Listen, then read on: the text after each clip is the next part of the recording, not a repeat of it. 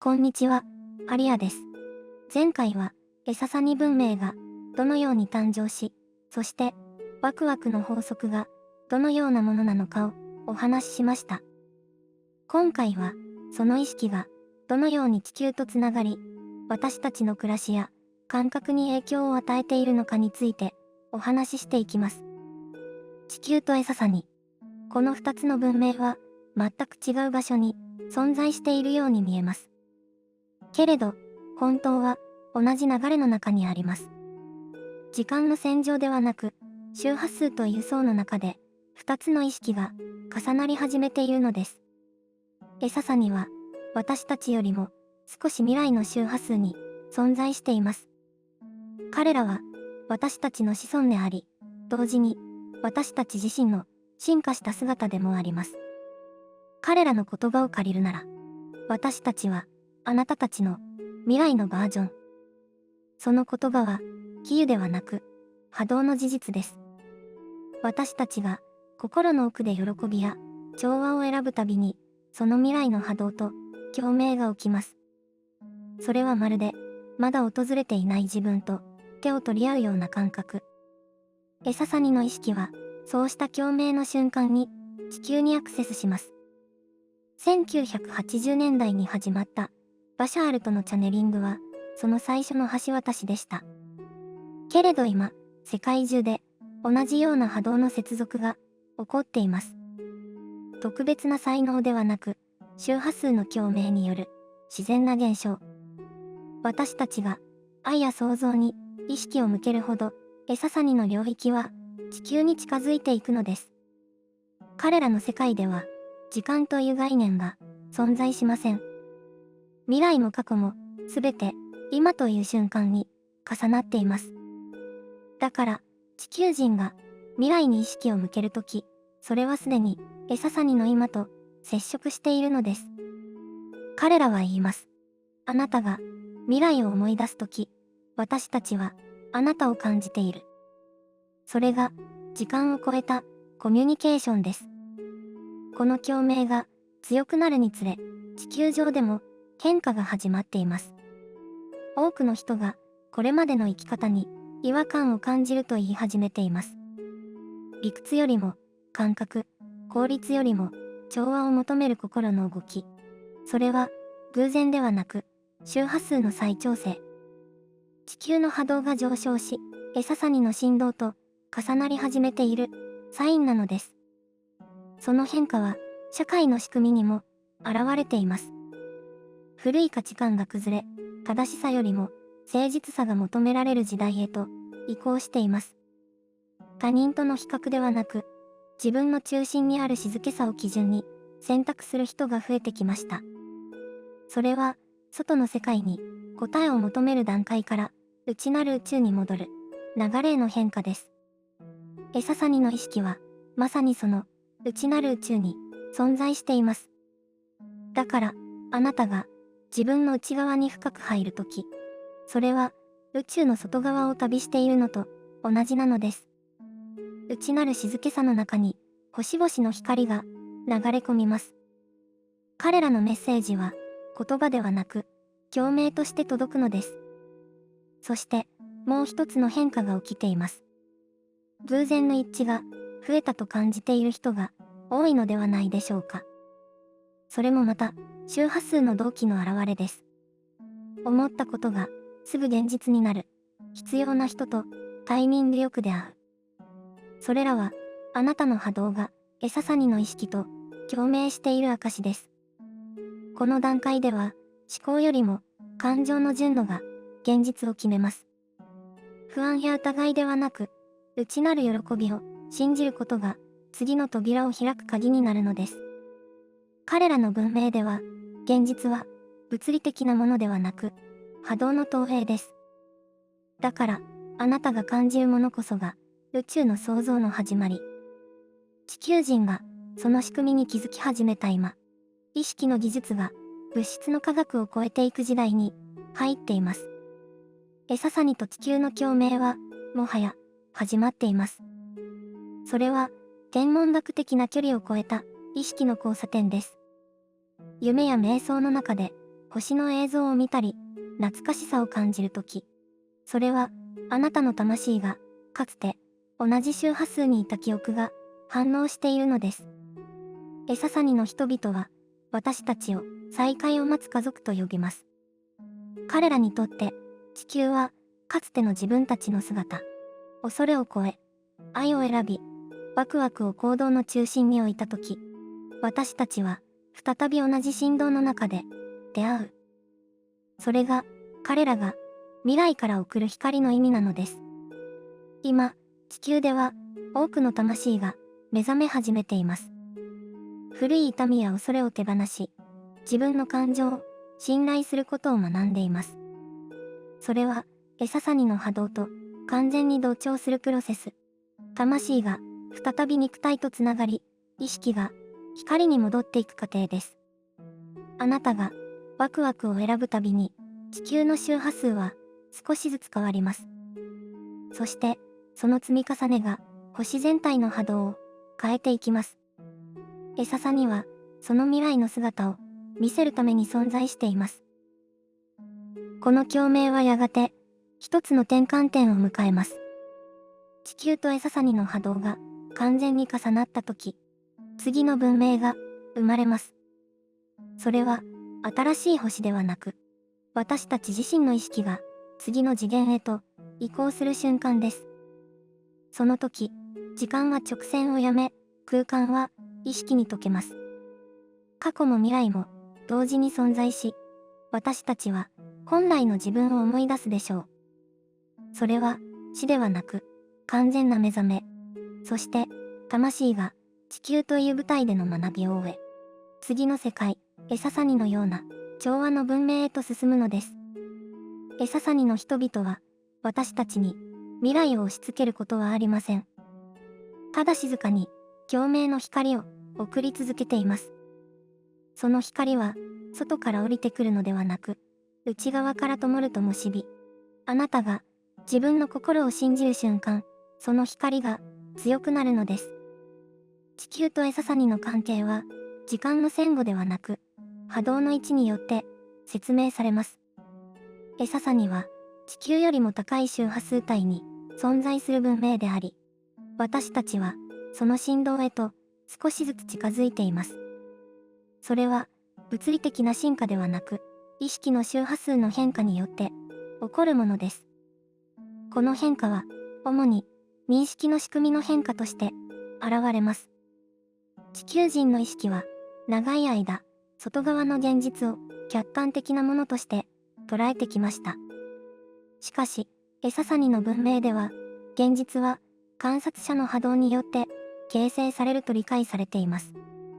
つまり、外の世界は独立して存在するのではなく、各個人の意識が放つ周波数によって異なる現実が同時に展開しているのです。この考え方を取り入れると、未来の地球で起こる変化が見えてきます。社会の仕組みや科学技術は、外側の物質を制御する方向から内側の意識を理解する方向へと移行していきます。量子物理学や意識研究はすでにその前段階にあり、物質と意識を別々に見る時代は終わりつつあります。エササニの文明では、テクノロジーの中心は意識との共鳴です。装置やエネルギー源は使用者の波動に反応して動作します。建物は生態的な構造を持ち、そこに住む人の感情や意識に応じて光や形を変化させます。都市そのものが有機的に進化し、環境全体が住民の波動を反映する一つの生態系として機能しているのです。地球でもこの原理は徐々に実用化されていきます。現在の AI やエネルギー研究の流れは外的制御から内的共鳴への橋渡し段階にあります。未来の地球文明ではエネルギーは採取するものではなく共鳴から生まれるものになります。人の意識が整うほど自然界とのエネルギー循環が高まり、環境との調和が自然に保たれるようになります。社会構造も変化します。エササニの社会には階層や権威という概念が存在しません。全員が自らの役割を波動的に理解しており、他者との比較や競争は必要ありません。その代わりに、行動の基準はワクワクという感情的共鳴に置かれています。それは単なる楽しさではなく、魂のエネルギーが最大限に流れる方向を示す波動的コンパスのようなものです。この仕組みは地球にも適用可能です。私たちが日常の中でワクワクを基準に行動することは、エササニ的な社会構造の基盤を作る行為と言えます。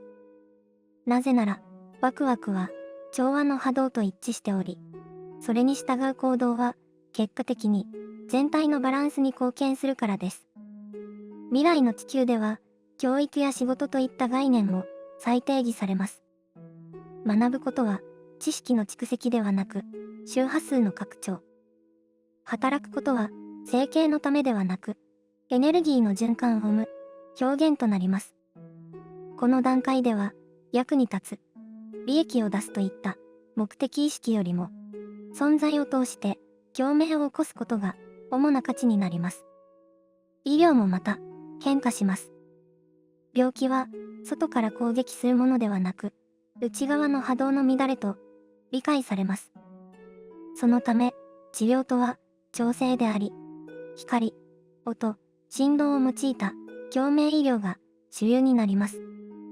これはすでに地球でも研究が始まっている分野であり、人類の医学がエササニ的段階に近づいていることを示しています。宗教や哲学も再統合されていきます。神という概念は外側の存在ではなく、すべての生命に内在する意識として再定義されます。崇拝ではなく、共鳴、信仰ではなく、理解、精神性と科学が同じ場所に立ち、宇宙の法則を感覚と理論の両面から説明できる時代が訪れます。このような社会では、地球上のすべての生命が一つのネットワークとして機能します。森や海、動物や風の流れもそれぞれの波動を持つ存在として認識されます。エササニにおける星全体が一つの生命体という感覚が地球でも共有されていくのです。この変化の過程では古い構造の崩壊が避けられません。経済、政治、教育、宗教などの既存システムは新しい波動に適応するために形を変えていきます。それは破壊ではなく再構成のプロセスです。意識の中心が恐れから理解へと移行するにつれ、社会もまた自然にその方向へと動きます。地球が完全にエササニの周波数に近づいたとき、人類は時間の感覚を失い始めます。過去や未来は直線ではなく意識の層として理解されるようになります。この状態ではすべての出来事が今という一点に統合され、人は自分が多次元的に存在していることを体験的に理解します。それがエササニと地球の融合です。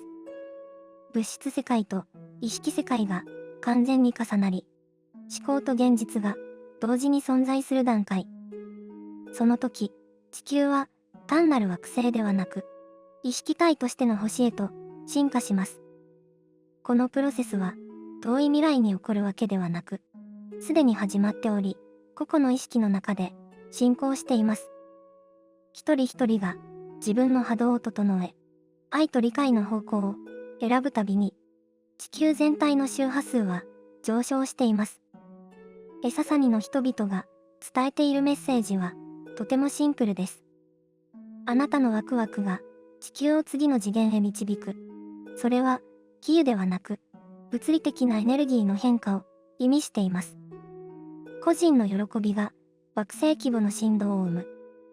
それが宇宙の連鎖構造の仕組みです。この観点から見ると、未来の地球は誰かが作る世界ではなく、それは私たち一人一人の波動の総和として現れる世界です。他の星に助けを求める必要はなく、私たち自身が意識の進化を通してその未来を生み出す存在なのです。地球とエササニの融合とは、宇宙の記憶を思い出すプロセスでもあります。私たちは新しい星へ行くのではなく、すでにそこに存在している工事の層へ意識を合わせていくのです。未来は遠い場所にあるのではなく、今この瞬間の選択の中にあります。その選択を愛と理解から行うとき、地球はエササニと同じ光の文明へと変化していくでしょう。それは劇的な出来事ではなく、静かに進行していく自然な変化です。これが地球がエササニと融合する時代の全体像です。意識の波動が主導権を握り、外の世界が内なる理解を映し出す時代。私たちはその変化の中で、ようやく創造の意味を学び始めています。地球はもうすでに変わり始めています。恐れの文明から愛の文明へ、努力ではなく共鳴によって動く世界。それは遠い未来の話ではなく、今ここに始まっている現実です。もしあなたが自分の本当にやりたいことに気づき、そのワクワクする気持ちのままに行動したとき、それはあなたの中のエササニが目を覚ましたサインです。星は遠い宇宙の彼方にあるのではなく、私たちの心の中にあります。そしてあなたがその心の光を信じた瞬間、地球とエササニの波動は一つに溶け合うのかもしれません。最後まで見てくれてありがとうございました。また次の動画でお会いしましょう。